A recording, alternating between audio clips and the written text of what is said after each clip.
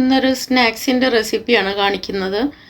എപ്പോഴും നമ്മളുടെ വീട്ടിലൊക്കെ ഉണ്ടാവുന്നതാണ് നേന്ത്രപ്പഴം, അതേപോലെ അരിപ്പൊടി, മൈദപ്പൊടി, റവ, ഇതൊക്കെ ഇത് വെച്ചിട്ടുള്ള ഒരു സ്നാക്സിൻ്റെ റെസിപ്പിയാണ് ഇന്നിവിടെ കാണിക്കുന്നത്. വളരെ എളുപ്പത്തിൽ ഉണ്ടാക്കിയെടുക്കാൻ പറ്റുന്നൊരു റെസിപ്പിയാണ്. ആദ്യം പഴത്തിനെ അടിച്ചെടുക്കാം. ഒത്തിരി അങ്ങോട്ട് പേസ്റ്റ് ആക്കാതെ ഒരു ചെറിയ തരിതരിപ്പോട് കൂടിയിട്ട് പഴത്തിനെ മിക്സിയുടെ ജാറിലിട്ടിട്ട് അടിച്ചെടുക്കാം. ഇനി അതിലേക്ക് ഒരു മുട്ട പൊട്ടിച്ചൊഴിക്കാം. നിങ്ങൾ പഴത്തിൻ്റെ അളവ് കൂട്ടുന്നതിനനുസരിച്ചിട്ട് മുട്ടയുടെ അളവും കൂട്ടി കൊടുക്കണം. ഞാനിവിടെ ഒത്തിരി വലിയ പഴമല്ല, ഒരു മീഡിയം സൈസിലുള്ള 2 നേന്ത്രപ്പഴമാണ് എടുത്തിട്ടുള്ളത്.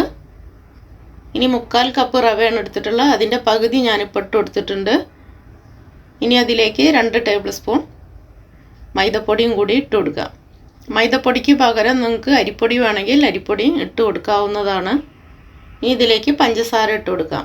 പഞ്ചസാര ഒക്കെ ഓരോരുത്തരുടെ ഇഷ്ടത്തിനനുസരിച്ചിട്ട് ഇട്ട് കൊടുക്കാം. മധുരം കൂടുതൽ വേണ്ടവർക്ക് അങ്ങനെ ഇടാം, മധുരം കുറവ് വേണ്ടവർക്ക് കുറച്ചായിട്ട് ഇട്ട് കൊടുക്കാം. ഇനി ഒട്ടും മധുരം ഇടാതെ പഴത്തിൻ്റെ മധുരം മാത്രം മതിയെങ്കിൽ അങ്ങനെയും ചേർക്കാം. ഇനി ഇതിലേക്ക് തേങ്ങ ചേർത്ത് കൊടുക്കാം. ഒരു പിടി തേങ്ങയാണ് ഞാനിവിടെ ചേർത്തിട്ടുള്ളത്. ഒത്തിരി അങ്ങോട്ട് തേങ്ങ ചേർക്കണ്ട. അതേപോലെ ഒരു പിഞ്ച് ബേക്കിംഗ് സോഡ ഇട്ട് കൊടുത്തിട്ടുണ്ട്. അതേപോലെ ഒരു പിഞ്ച് ഉപ്പും കൂടി ഇട്ട് കൊടുക്കുന്നുണ്ട്. വളരെ കുറച്ച് മഞ്ഞൾപ്പൊടി, ഒത്തിരി അങ്ങോട്ട് മഞ്ഞൾപ്പൊടി ചേർത്ത് കൊടുക്കരുത്. അങ്ങനെയാണെങ്കിൽ ഇത് ഉണ്ടാക്കി വരുമ്പോൾ ഒത്തിരി അങ്ങോട്ട് മഞ്ഞ കളറാവും. അതുകൊണ്ട് വളരെ കുറച്ച് മഞ്ഞൾപ്പൊടിയും കൂടി ചേർത്ത് കൊടുത്തിട്ട് നന്നായിട്ട് മിക്സ് ചെയ്തിട്ട് എടുക്കാം. ഇതിൽ വേറെ വെള്ളമൊന്നും ചേർക്കുന്നില്ല. ഈ പഴത്തിൻ്റെ നനവിൽ തന്നെയാണ് ഇതിനെ കുഴച്ചെടുക്കുന്നത്. ബാക്കി വരുന്ന റവ ഇട്ട് കൊടുത്തിട്ടാണ് ഞാനിവിടെ കുഴച്ചെടുത്തിട്ടുള്ളത്. എനിക്ക് 1/4 കപ്പ് റവയും 2 ടേബിൾ സ്പൂൺ മൈദപ്പൊടിയാണ് ഞാൻ എടുത്തത്. അത് നല്ല പരുവായിട്ട് എനിക്ക് കിട്ടിയിട്ടുണ്ട്. നിങ്ങൾ അതേപോലെ ഇതിൻ്റെ അളവ് കറക്റ്റായിട്ട്, റവയുടെ അളവ് കറക്റ്റായിട്ട് പറയാൻ പറ്റില്ല. പഴം എത്രത്തോണ്ട് കൂടണ അതിനനുസരിച്ചിട്ട് അത് ലൂസായി പോവും. അപ്പോൾ അതിനനുസരിച്ചിട്ട് റവ ഇട്ട് കൊടുത്തിട്ട് വേണം ഇതിനെ മിക്സ് ചെയ്തിട്ട് നന്നായിട്ട് കുഴച്ചെടുക്കാനായിട്ട്.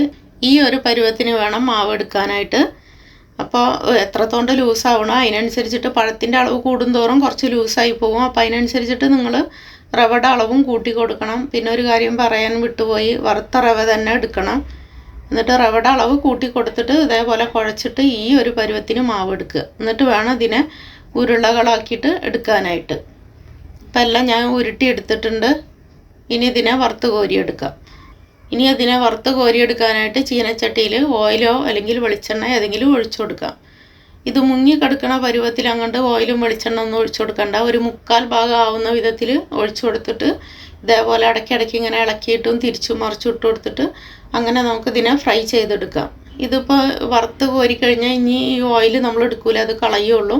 അതുകൊണ്ട് ഒത്തിരി ഓയിൽ അങ്ങോട്ട് വെറുതെ വേസ്റ്റാക്കി കളയണ്ട. അപ്പോൾ ഇടയ്ക്കിടയ്ക്ക് ഇതിൻ്റെ മുകളിലോട്ടൊക്കെ ഓയിലാക്കി കൊടുത്തിട്ട് ഇതിനെ വറുത്തെടുത്താൽ മതി. ലോ ഫ്ലെയിമിൽ ഇട്ട് കൊടുത്തിട്ട് വേണം ഇതിനെ വേവിച്ചെടുക്കാനായിട്ട്, ഫ്രൈ ചെയ്തെടുക്കാനായിട്ട്. ഇതിൽ മീഡിയം അല്ലെങ്കിൽ ഹൈ ഫ്ലെയിമിലൊക്കെ ആയി കഴിഞ്ഞാൽ പെട്ടെന്ന് വെളിയിൽ കരിഞ്ഞു പോവും, ഉള്ളിൽ വേവത്തില്ല. അതുകൊണ്ട് ലോ ഫ്ലെയിമിൽ ഇട്ട് കൊടുക്കുക. എണ്ണ നന്നായി ചൂടായതിന് ശേഷം ലോ ഫ്ലെയിമിലോട്ട് അങ്ങ് ഇട്ട് കൊടുത്താൽ മതി. എന്നിട്ട് ഇടയ്ക്കിടയ്ക്ക് ഇങ്ങനെ ഇളക്കി കൊടുത്തിട്ട് ഇതിനെ വേവിച്ചെടുക്കണം. വെളിയിൽ ഭാഗം നല്ല മൊരിഞ്ഞ് നല്ല ക്രിസ്പി ആയിട്ടും വരും, ഉള്ളിൽ അതേപോലെ നല്ല സോഫ്റ്റായിട്ട് തന്നെ വരും. നല്ല ടേസ്റ്റുള്ള ഒരു സ്നാക്സാണത്. എല്ലാവരും മസ്റ്റ് ഒന്ന് ട്രൈ ചെയ്ത് നോക്കണം. പിള്ളേർക്കെല്ലാം ഇഷ്ടപ്പെടുന്ന ഒരു ഐറ്റമാണിത്. കഴിക്കാനൊക്കെ ആയിട്ട് നല്ല ടേസ്റ്റാണ്. ചായയുടെ കൂടൊക്കെ കഴിക്കാൻ അല്ലെങ്കിൽ ചുമ്മാ ഇരിക്കുമ്പോൾ കഴിക്കാനൊക്കെ നല്ല ടേസ്റ്റാണ്. അപ്പോൾ വീഡിയോ ഇഷ്ടപ്പെട്ടാൽ എല്ലാവരും ഒന്ന് ലൈക്ക് ചെയ്യുക, കമൻറ്റ് ചെയ്യുക, ഷെയർ ചെയ്യുക. അതേപോലെ സബ് ചെയ്യാത്തവരുണ്ടെങ്കിൽ അതുകൂടി ചെയ്തേക്കണേ. എല്ലാവരും മസ്റ്റ് ഒന്ന് ഈ റെസിപ്പി ഒന്ന് ചെയ്ത് നോക്കണം. അത്രയും നല്ല ടേസ്റ്റുള്ളൊരു സ്നാക്സിൻ്റെ റെസിപ്പിയാണത്.